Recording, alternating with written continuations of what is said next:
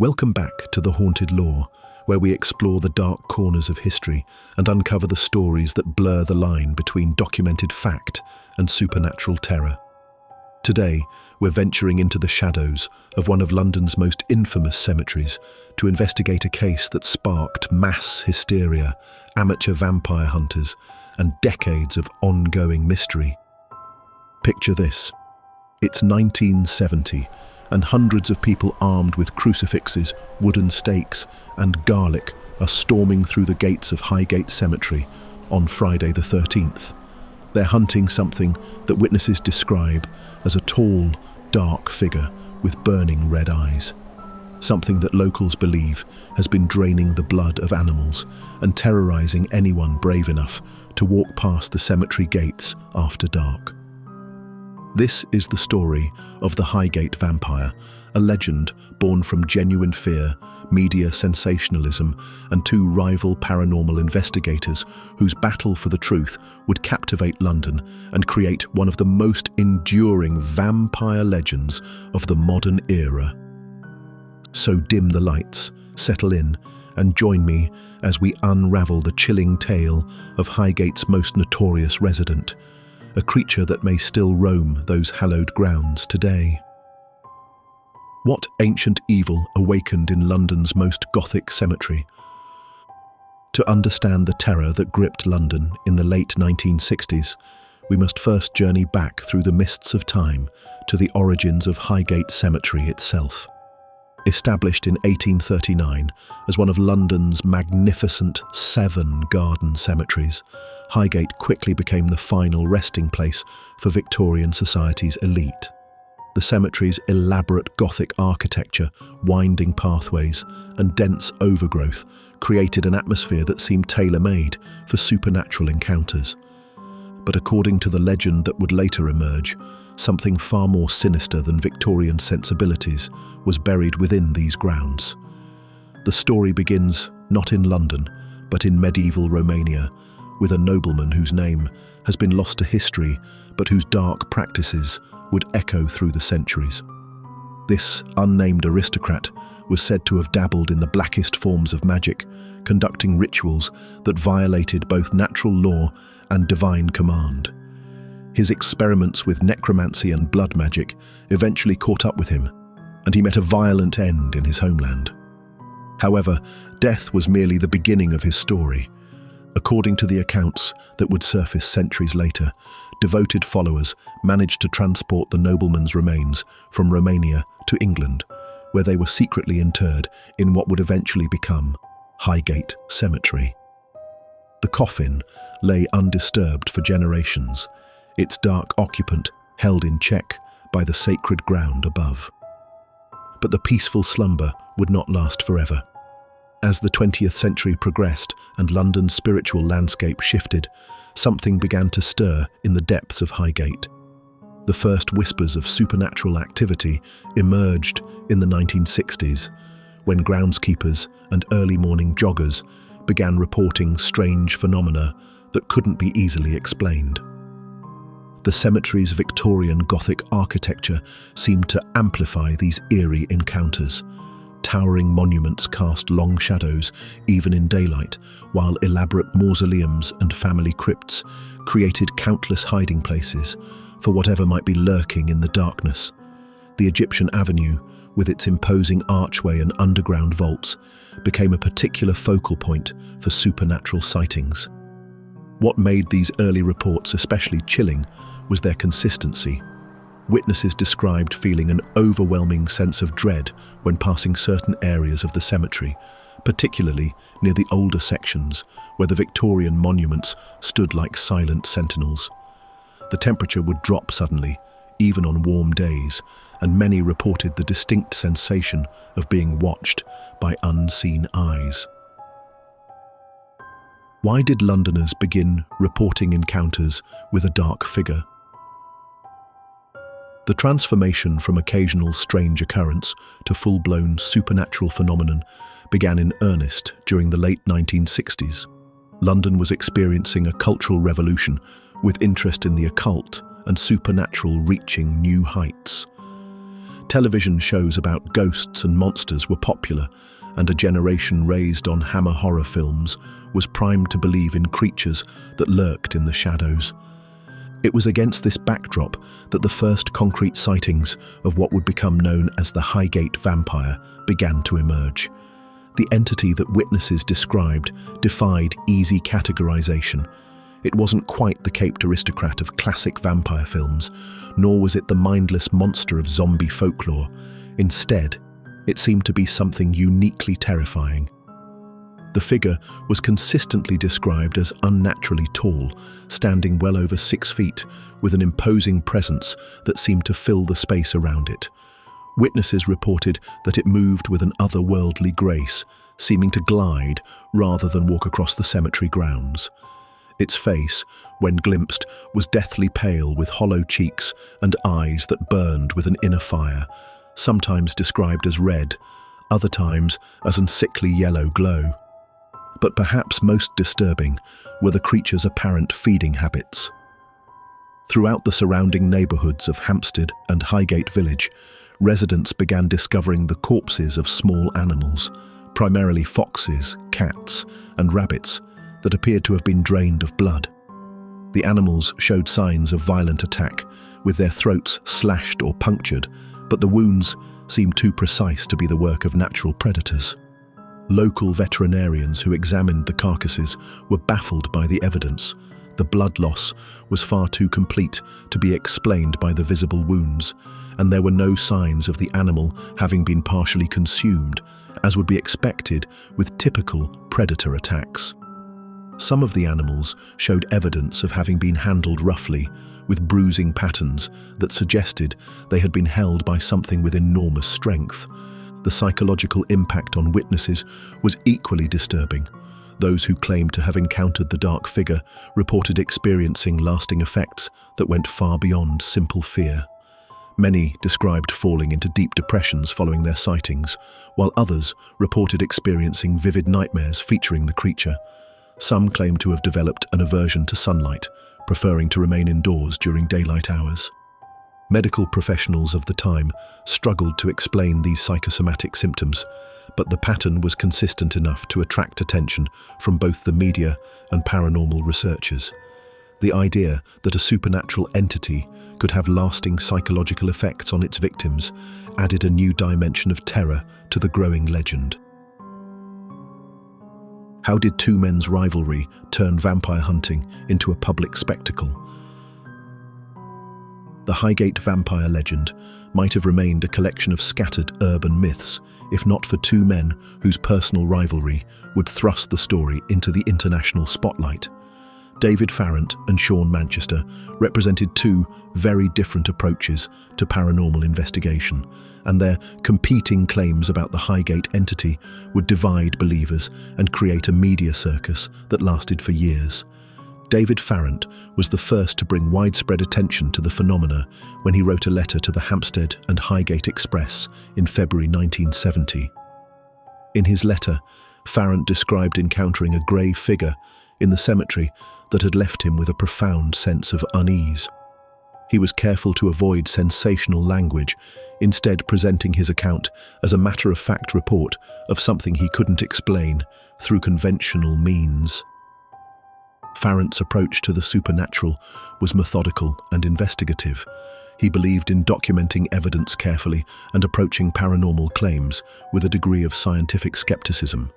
When he began investigating the Highgate sightings, he interviewed witnesses extensively and attempted to find patterns that might explain the phenomena through natural causes. Sean Manchester, by contrast, brought a more theatrical and religious approach to the investigation. A self-proclaimed vampire hunter and occult expert, Manchester claimed to possess ancient knowledge about supernatural entities and the proper methods for dealing with them. He viewed the Highgate situation not as a mystery to be solved, but as a spiritual battle between good and evil forces. When Manchester learned of the growing reports about Highgate, he immediately recognized what he believed to be the signs of vampiric activity. Drawing upon what he claimed was extensive research into European vampire lore, Manchester declared that the entity terrorizing Highgate was no ordinary spirit, but rather a king vampire of immense power and malevolence. The fundamental difference in their approaches became clear when both men appeared on a Thames television programme in March 1970. Farrant presented his findings with measured language, emphasising the need for careful investigation and rational analysis. Manchester, however, delivered a dramatic warning about the supernatural danger facing London and announced his intention to conduct a formal exorcism of the cemetery. The television appearance had an electrifying effect on the public imagination. Within hours of the broadcast, hundreds of curiosity seekers, amateur vampire hunters, and sensation seekers began making their way to Highgate Cemetery.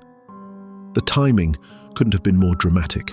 The show aired on Friday the 13th of March, 1970. What followed was a scene of chaos that made international headlines. Crowds of people armed with crucifixes, wooden stakes, holy water and garlic stormed through the cemetery gates. Police were forced to set up barriers and patrols to prevent property damage and maintain public order. The cemetery, which had been a place of peaceful reflection for over a century, was transformed overnight into a battleground between believers and skeptics. The media frenzy surrounding the events created a feedback loop that amplified every reported sighting and supernatural claim. Newspapers competed to publish the most sensational headlines, while television crews descended on Highgate to capture footage of the vampire hunters in action. The story spread beyond London, attracting international attention and cementing Highgate's reputation as one of Britain's most haunted locations. What evidence of occult activity convinced believers something sinister was at work? As the media attention intensified, so did the disturbing physical evidence that convinced many observers that something genuinely supernatural was occurring at Highgate Cemetery. The most shocking discoveries were made in the weeks and months following the initial television broadcast, when investigators and vandals alike began exploring previously undisturbed sections of the cemetery. The first major discovery occurred in the underground catacombs beneath the cemetery's Egyptian Avenue. Workers conducting routine maintenance discovered that several tomb doors had been broken open from the inside, with heavy stone slabs displaced in a manner that would have required enormous strength. The damage patterns suggested that something had forced its way out of the sealed chambers rather than breaking in from outside. More disturbing still was the condition of some of the coffins found within these violated tombs. Several showed signs of having been opened, with their contents disturbed or entirely missing. In cases where remains were still present, they often displayed evidence of having been moved or arranged in unnatural positions. Some coffins contained objects that clearly didn't belong.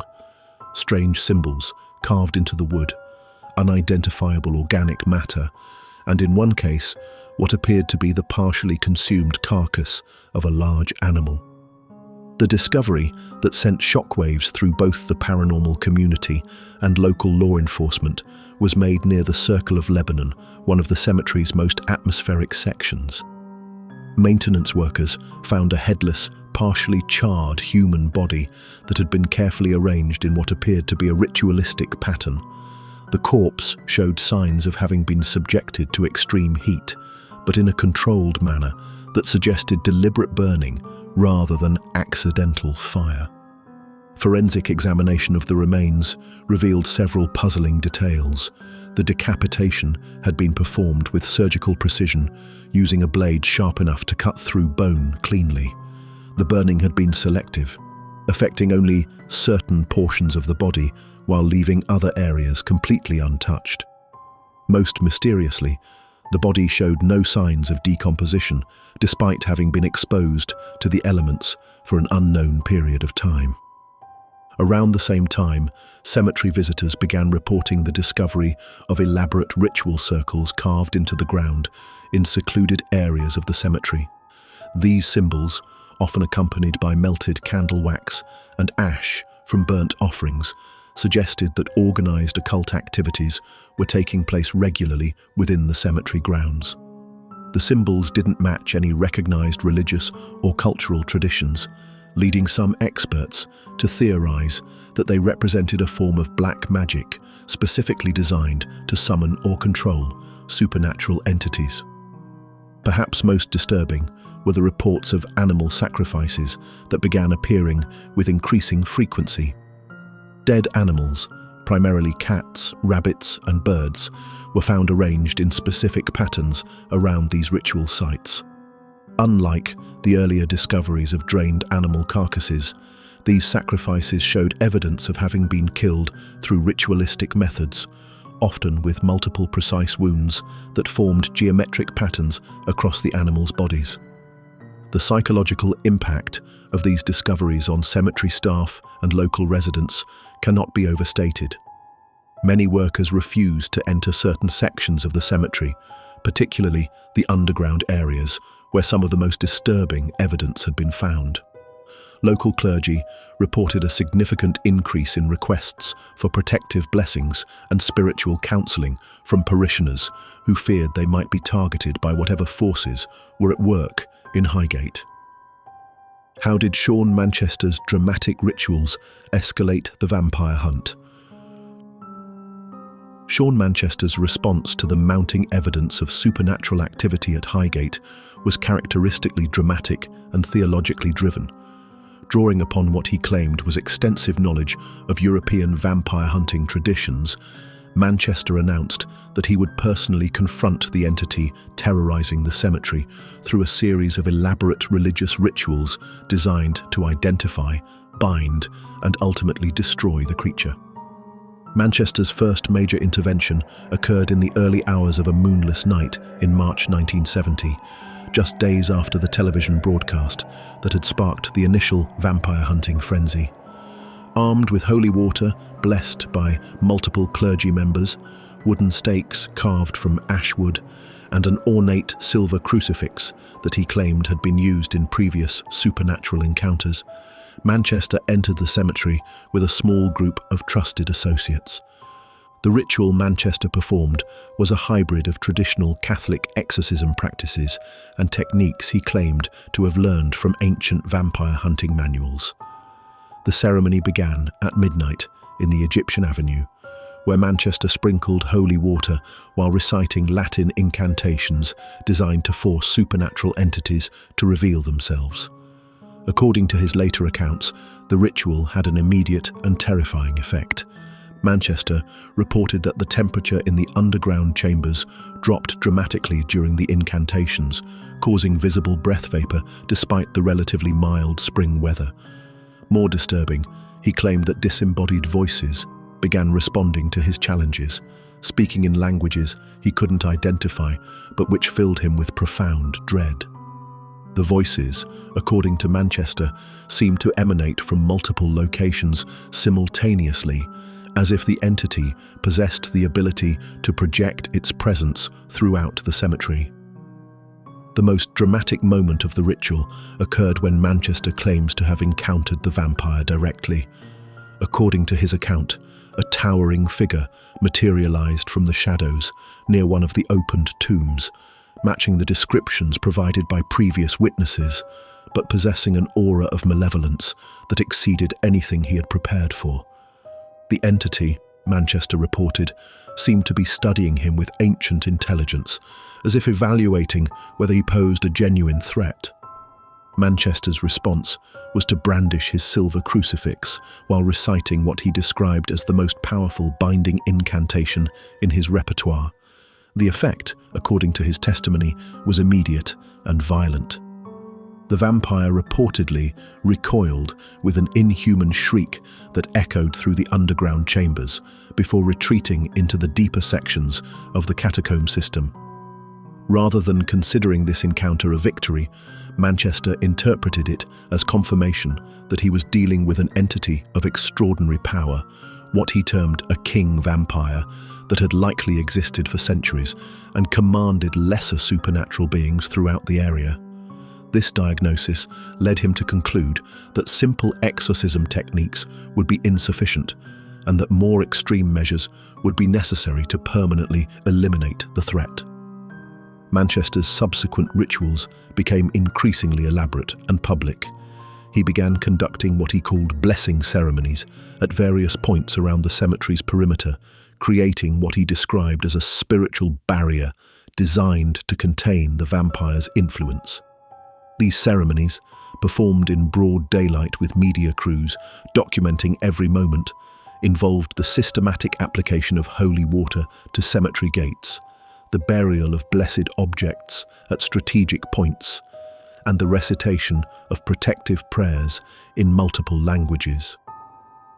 The theatrical nature of these public rituals served to further inflame public interest in the Highgate case, while also drawing criticism from both religious authorities and paranormal researchers who questioned Manchester's methods and motivations.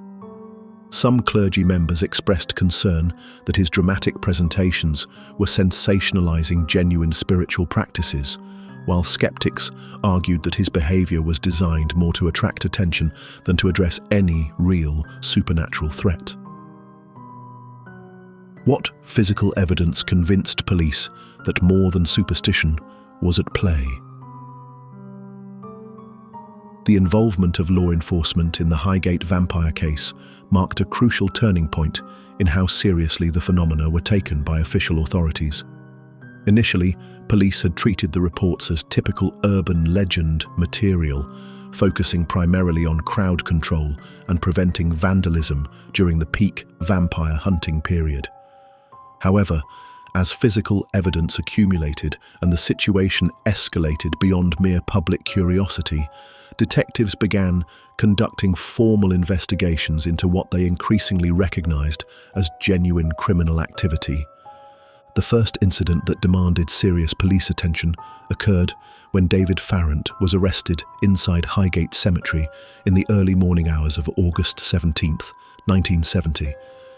Officers discovered him carrying a bag containing a wooden stake, a crucifix, and other items that suggested he was engaged in vampire hunting activities. While Farrant maintained that he was conducting legitimate paranormal research, the circumstances of his arrest and the equipment he carried made it clear that some individuals were taking the vampire legend seriously enough to engage in potentially dangerous behavior. However, it was the discovery of increasingly disturbing physical evidence throughout the cemetery that convinced investigators that they were dealing with more than harmless supernatural enthusiasts. The systematic desecration of graves and tombs suggested organized criminal activity that went well beyond curiosity or vandalism. Professional crime scene analysts noted that the damage patterns indicated the use of specialized tools and demonstrated knowledge of cemetery construction techniques that wouldn't be possessed by casual vandals. The most significant break in the case came when police forensic teams began analyzing the ritualistic symbols and arrangements found throughout the cemetery. Experts in cult activity and occult practices were consulted, and their analysis revealed that the symbols represented a sophisticated understanding of ceremonial magic traditions. The precision and consistency of the markings suggested that they were being created by individuals with extensive knowledge of esoteric practices rather than by amateur thrill seekers. Chemical analysis of substances found at ritual sites provided additional evidence of organized occult activity. Residue samples revealed the use of specific incenses, oils, and other materials that would have required advanced planning and specialized knowledge to acquire. Some of the substances identified were not readily available through normal commercial channels, suggesting that the individuals responsible had access to specialized occult supply networks. Perhaps most disturbing from a law enforcement perspective were the forensic findings related to the animal sacrifices discovered throughout the cemetery. Veterinary pathologists who examined the remains determined that the killings had been performed using techniques that demonstrated both anatomical knowledge and ritual significance. The precision of the cuts and the specific manner in which the animals had been arranged suggested training in both butchery techniques and ceremonial practices. The headless, charred corpse discovered near the Circle of Lebanon presented investigators with their most challenging piece of evidence. Forensic examination revealed that the decapitation had been performed post-mortem using a blade consistent with ceremonial weapons rather than common tools. The selective burning patterns indicated the use of accelerants applied in specific configurations that matched known occult practices related to soul binding and spiritual manipulation. DNA analysis of biological material found at various ritual sites revealed the presence of multiple individuals who were regularly participating in these activities. The consistency of the genetic evidence across different locations and time periods demonstrated that the same group of people was responsible for the ongoing supernatural activities within the cemetery. This scientific evidence provided law enforcement with concrete proof that organized individuals were conducting elaborate occult rituals within Highgate Cemetery, regardless of whether any supernatural entities were actually present. The criminal implications of grave desecration, animal sacrifice, and the disposal of human remains elevated the case from a matter of public curiosity to a serious criminal investigation that would continue for years. Why do mysterious incidents continue to haunt Highgate even today? Despite the passage of more than 5 decades since the initial vampire sightings, Highgate Cemetery continues to generate reports of supernatural activity that echo the original phenomena while taking on new characteristics that reflect contemporary concerns and cultural influences. The persistence of these incidents suggests that whatever forces were awakened during the 1970s, vampire hysteria may never have been fully resolved. Modern visitors to Highgate frequently report experiencing the same fundamental sensations that characterized the original sightings: sudden temperature drops, feelings of being watched, and an overwhelming sense of dread in specific areas of the cemetery. However, contemporary accounts often include details that reflect technological changes and evolving supernatural folklore. Digital photographers report consistent technical malfunctions when attempting to capture images in certain sections of the cemetery, particularly near the Egyptian Avenue and the Circle of Lebanon, where much of the original vampire activity was reported. Memory cards become corrupted, batteries drain instantly, and cameras malfunction in ways that technicians cannot explain through normal troubleshooting procedures. Cell phone users describe similar technological disruptions, with devices losing signal strength or shutting down completely when brought near specific monuments or tombs. Some visitors report receiving mysterious text messages or phone calls while in the cemetery that contain only static or unintelligible whispers, despite showing the numbers of friends or family members who deny making any contact. The psychological effects reported by contemporary visitors mirror those experienced by witnesses in the 1970s, but with modern interpretations that reflect current understanding of trauma and mental health. Visitors frequently describe experiencing panic attacks, dissociative episodes, or intrusive thoughts following their encounters with unexplained phenomena in the cemetery. Professional ghost hunters and paranormal investigators continue to document evidence that they claim supports the ongoing presence of supernatural entities at Highgate. Electromagnetic field detectors register unusual readings in areas associated with the original vampire sightings, while digital audio recorders capture electronic voice phenomena that some researchers interpret as communication attempts from otherworldly beings. Perhaps most significantly, the animal deaths that played such a crucial role in the original vampire legend continue to occur with disturbing regularity. Local residents report finding the drained carcasses of cats, foxes, and birds in the neighborhoods surrounding the cemetery, with wound patterns that match those documented during the height of the vampire hysteria 5 decades ago. The ongoing nature of these phenomena has created a self-sustaining cycle of investigation and speculation that ensures the Highgate vampire legend remains alive in popular culture. Each new generation of paranormal enthusiasts approaches the cemetery with fresh theories and investigative techniques, often claiming to discover evidence that previous researchers overlooked.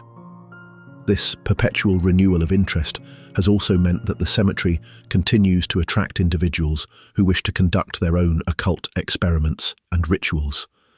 Cemetery staff regularly discover evidence of unauthorized nighttime activities, including ritual circles, offerings, and symbolic arrangements that suggest people are still attempting to contact or summon supernatural entities within the cemetery grounds. The enduring nature of the Highgate phenomena raises profound questions about the relationship between belief, suggestion, and genuine supernatural activity. Whether the ongoing incidents represent the continued presence of the original vampire entity, the psychological legacy of decades of supernatural folklore, or something else entirely, remains a matter of intense debate among believers and skeptics alike.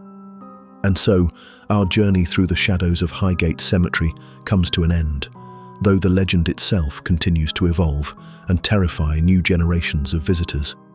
The story of the Highgate vampire represents far more than a simple ghost story. It's a fascinating intersection of media hysteria, genuine criminal activity, psychological suggestion, and perhaps something that defies rational explanation.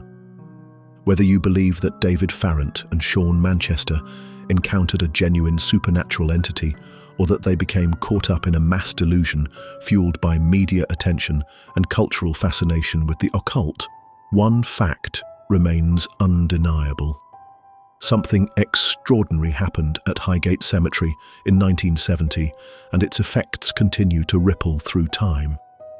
The physical evidence, the desecrated graves, the ritual symbols, the animal sacrifices, and the mysterious human remains tells us that real people were conducting real activities within those hallowed grounds. The question that continues to haunt investigators is whether these activities awakened something that had been sleeping for centuries, or whether they created a legend so powerful that it took on a life of its own. Thank you for joining me on this chilling exploration of one of London's most enduring mysteries. If you enjoyed today's episode, please subscribe to the Haunted Lore podcast and leave us a review. It helps other listeners discover our show and supports our ongoing investigation into the dark corners of history. Next week, we'll be delving into another case where documented history meets supernatural terror. Until then, keep your eyes open, your mind questioning, and remember, some legends are more real than we ever dare to imagine.